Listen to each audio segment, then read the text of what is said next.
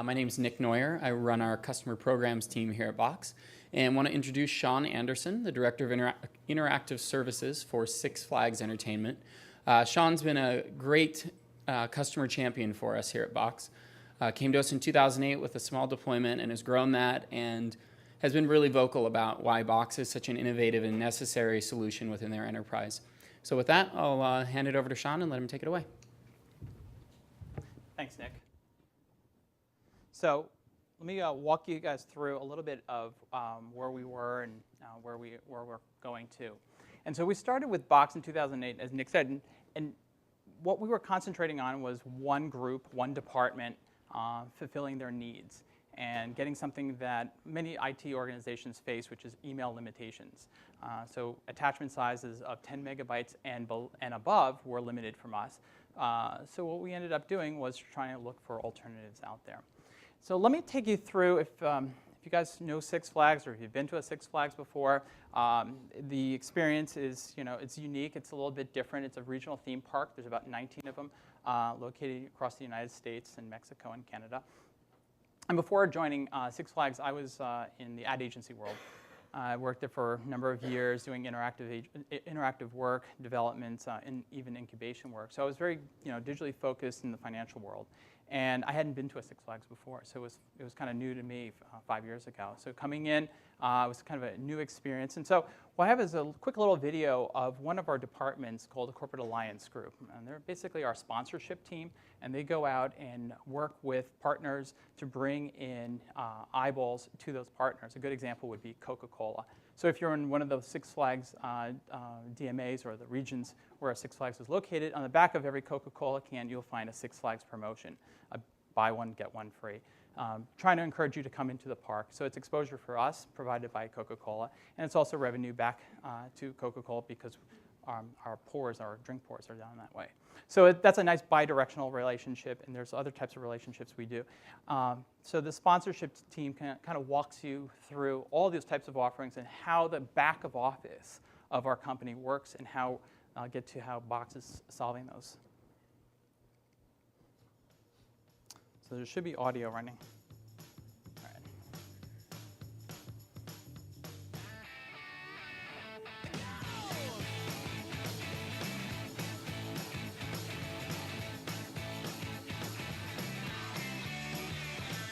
So 1, 2, 3, take my hand and come with me because you look so fine that I really want to make you mine.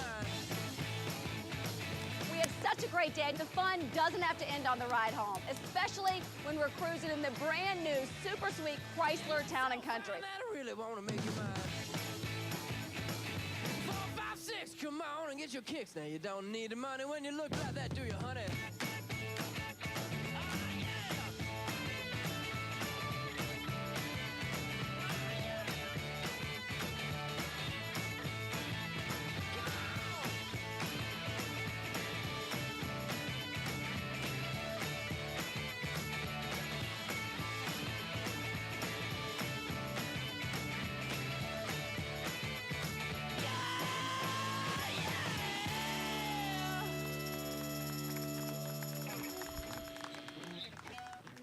So that's Six Flags in terms of our corporate alliance team, and that works kind of shows you a little bit of what we do from wrapping coasters all the way out to working with Kraft and putting our brand on top of a Kraft macaroni and cheese, all the way back to just simple signage in the park, both just a traditional printed piece to digital assets.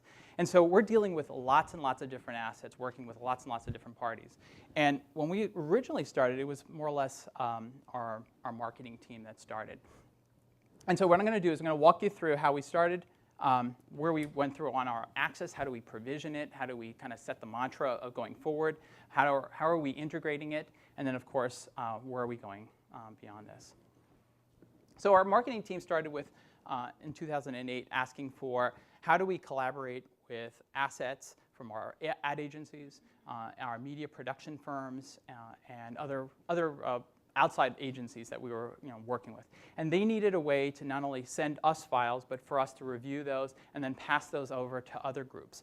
And so while a digital asset management tool would have been great for certain things, it wasn't helpful because it was something that we needed to not only share externally, but also internally. And we were dealing with large assets and small assets at the same time. And so we took that and we said, you know what, great, let's deploy Box. And Box was great, but it started to produce a little side effect. It started getting our partners talking with each other. So our partners came in as managed users. And those managed users would then communicate from the agency back to a brand. And that agency that we had might have been also the agency for Coca-Cola. Well, those two departments never talked. Here, we're setting up the platform. We're giving them Box. They're talking amongst each other, and we're getting faster turnarounds. So Box was helping us not only facilitate a way of, if you will, sneaker netting files across our network and between our brands, but also a way for us to get that spread out to other folks outside of Six Flags. And we started with only 50 users. And that 50 users quickly adopted and grew and grew. And so our next team was our corporate alliance, our sponsorship team. And they slowly said, you know what, these guys have this great system, we want to use it as well. We're dealing with brands, we're dealing with agencies. We need a way to bring all this stuff in. Our agencies are sending us files through You Send It, and we're pulling that stuff down. We're using Dropbox as well. So that's kind of where we kind of started to say, you know what, how are we going to control this? How are we going to go beyond our 50 users? How do we open that stuff up so that our users can basically understand and control their costs? And so what we did was we took a look at what was out there, Dropbox, You Send It, FTP servers, and SugarSync, and some other ones. And we, in a sense, blocked them from usage. So through our web gateways, we're able to control what sites people are able to go to. And so we basically set out a mandate, said, look, we're going to be shutting down these services. Please go off to Box, sign up. It's free. It's available to any user in Six Flags, and you'll be able to have the same set of features. Well, of course, you're going to get a little pushback when you do that. And so once we put those stopgaps in place, people started complaining. They were like, well, You Send It does this. I don't get that on Box. So we had a little education that we needed to go through. It was like, say, you did it this way and You Send It. You have to do it a little bit extra. Might have to do an extra step. But we'll look into that, and we'll work with Box to say, hey, this is what our use case is happening. And Box will listen to that and kind of absorb that and then eventually take that into a product direction. And we've seen that in the past. So we told them cautious but optimistic that it's going to be added. And so it was very successful in the sense that there were tools out there like Dropbox, which people were using to sync files back and forth, which we almost had no control about. We didn't know from an IT governance perspective where those files are going, what's going on, what's happening. It's almost they're throwing them onto a key and getting them out the door, and we didn't know why. But more importantly, we also wanted to control costs. So people were signing up for these services and paying for them and expense reporting them. So we were able to go back and say, hey guys, you don't have to pay for this anymore. Do not expense it. It will not hit your bottom line. You have unlimited storage. And once they said unlimited, free, everybody was in. And it was just basically an easy access after that. So how do we integrate it? We have a lot of systems in Six Flags, not only just our internal intranet, but we also have our business intelligence systems, and we have a number of custom applications that run across from our ticketing application, where we actually generate those barcodes and unique numbers for you. So a lot of custom applications are written internally, and we need to basically develop a way of distributing that information, not only the files and formats, but we look to SharePoint 2010 as being that, in a sense, helper or accelerator. We partnered with Microsoft early on. We were one of their launch partners for 2010. And our use case was very interesting. We were very portal-focused with business intelligence behind it. We quickly found that the portal side is not adapting. People are not using it. It's very convoluted in terms of how do you share files. There are too many options to do a simple task. And so what we started to say is, OK, well, Box fills in where SharePoint leaves off. And as you can see, this is kind of example is that SharePoint in our intranet is very small, and Box kind of fills in everything else. And so we're looking to say, how do we really make SharePoint, how do we make our intranet more of a central point for search, to expose our existing shared drives, our existing information that's out there, our records management systems, and of course our applications, but also how do we go that one step further and search Box. So our biggest challenge now is to say, okay, we've gone from 50, we're up to 300, and now we want to take it to 3,000. So we have about a little shy of 3,000 full-time employees in the company who have Active Directory accounts, and we really want to go after them and say, look, here's a better way to start sharing.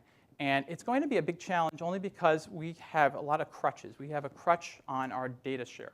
So we work with NetApp, and NetApp provides us our file shares at our local parks as well as in our corporate data center. And we have very, very good pricing on that. And so it becomes a way of saying, well, why don't we just save it to the share and make it local? It's gigabit Ethernet. Why not just toss it? I can move a quick file a lot easier. So there's going to be some challenges. So our infrastructure is very WAN focused with internet primarily for the marketing teams. And we've got to flip that around a little bit and say, okay, we're going to now start to concentrate on internet access, see how we can show savings on basically shift our WAN dollars to internet dollars and still have our VPN, but at the same time be able to provide faster, quicker access that was talked about earlier today, what customers are expecting. So that's one step. Next step is going to be in Active Directory. And so we're looking to say, how do we get Active Directory integrated in so we have single sign-on? And that will pick up on our adoption level. Obviously, with one password, one system, we can get in, get out, be able to share files, very similar to the experience that's currently on a person's computer with their SharePoint. Why not make that available through Box?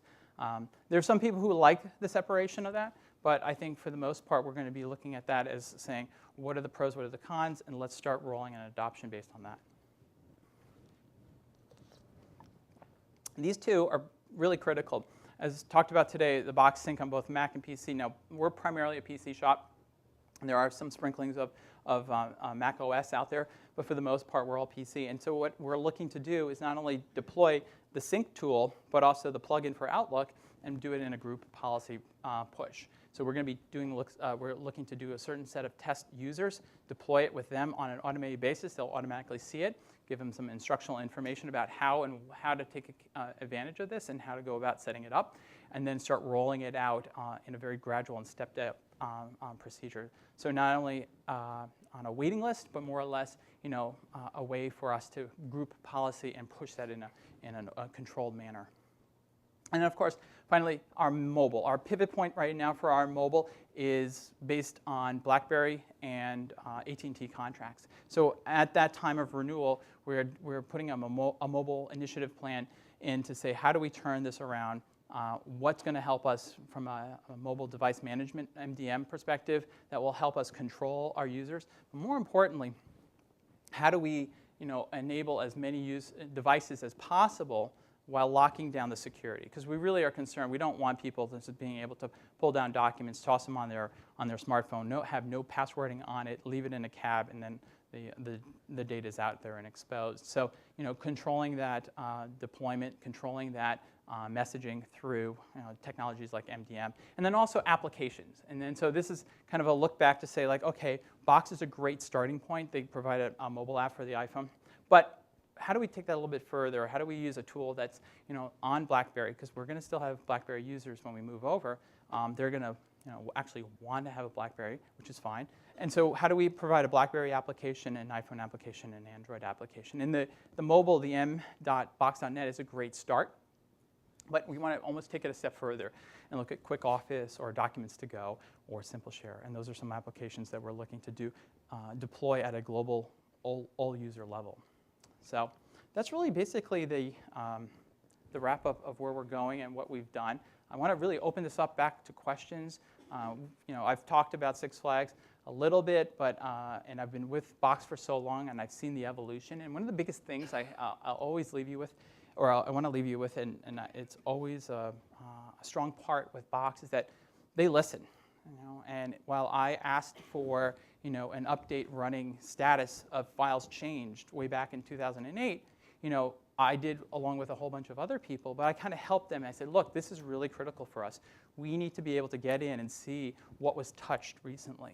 Having a list of files is no different than a SkyDrive at the time or some other type of solution that was out there. And so we wanted to say, we would like to surface this information, make it a stream, make it feel like almost Twitter at the time.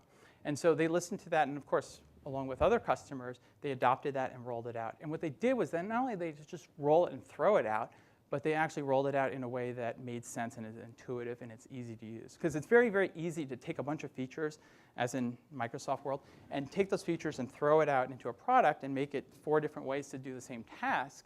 It's another way to combine it down and say, like, look, here's 2 good ways of doing that task, and it's it's efficient and it's intuitive.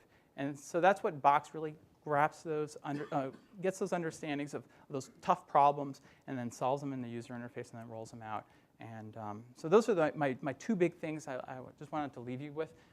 It's one of the biggest things that keeps us out there, and we constantly look at new software every year.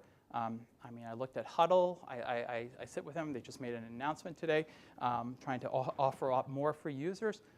So we constantly are looking what else is available, what's out there. We reevaluate Box almost every year and say, this investment is really obviously paying off well because they're providing a platform and they're working with a lot of different companies to build on top of that platform. And that's something that we saw initially that had the potential, and they're obviously running with it, and we love that.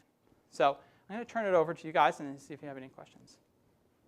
Did you say that you've already done the ADFS integration, or that's something that you're looking at? No, that's something we're looking through. So our security team is in the process right now of moving us moving us up to Active Directory on 2008. Oh. So we work in a very interesting model, and the reason we're able to, in a sense, reevaluate software every year is because we're seasonal. And so at the end of October, the majority of all our parks shut down. And at that point, our systems kind of go, like, we kick into high gear. So we start working on what's coming up to be rolled out before the season starts next year. And so quite frankly, we've been holding off on a lot of upgrades to systems such as Active Directory, Exchange 2010, and even Google Apps. So we have all these competing products. They sit out there. We're evaluating them, and then we launch basically November 1st is my inbox just explodes. So it's 2-part. So yeah. to follow up with that, when you do deploy it, and you mentioned you work with all these outside agencies, and they might become managed users. Yeah. So that means you're going to create an AD account for those. So that's the biggest part right now. We don't know how to solve that because those external, some of them we know who they are. There are ad agencies, and we know who these people are, but they come and go. We'll get assigned different people inside of that team. So who manages that, And that's one of the biggest concerns and one of the greatest interface changes, improvements I just saw earlier was that, you actually can say, I would like to restrict this, and they had the example of Dell.com only. And so being able to provide that interface back to our end users to keep it controlled and say, like, okay, it's not going to expose out to our ad agency because maybe we don't want them, or maybe there's somebody attached in there that doesn't need to know that. So that's obviously a very, very critical part, and we're going to see how we do that. We do manage Active Directory. Let me rephrase. We do manage our partners currently on our Active Directory system if they need access to systems on-premise on our data center. So we have a central data center located in Dallas in Grand Prairie, and we keep all of our information there. All of our Exchange data is stored there. And then we have basically little mini cities. There's really 10, if you want to call them cities or parks, that have sub-data centers that have NetApp shelves and infrastructure with specific servers to run the front gate, to run cache control, all these other line of business applications that need to be running at a local level.